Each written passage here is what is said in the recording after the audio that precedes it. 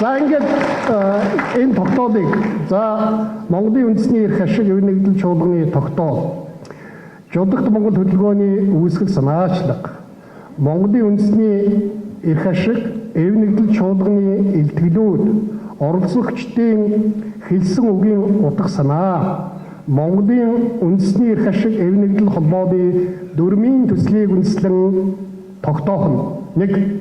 Монголын үндэсний эрх ашиг эв нэгдэл холбооны дүрмийн үндсийг батал суугаад. 2.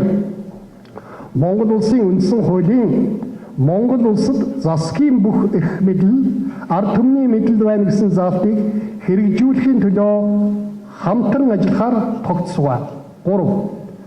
Монгол улсын үндсэн хуульд улсын их хурлын гишүүнийг шууд сонгохоор тунхаглан заасныг хэрэгжүүлэхийн төлөө ажил суугаад. 4.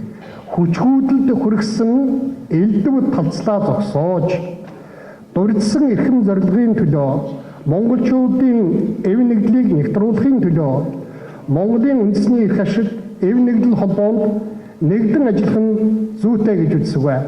Их хурлын чөлөө цагт холбооны бүрэн эрхийг тус холбооны дээд зөвлөлд хариуцуулсагаа чуулганд оролцох гэсэн ийм төсөл боловсруулагдсан байна.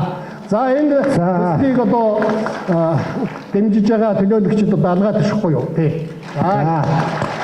За баярлалаа. Ер нь бол дөрмийг баталж өгсөн баярлалаа. За дараагийнхаа тогтоолыг. Ингээд дөрмийг батлаа. Одоо ингээд энэ дээр бүгдээр дэмжиж байгаа гараа өргөе да. Энэ сан дураалт байдаг. За баярлалаа.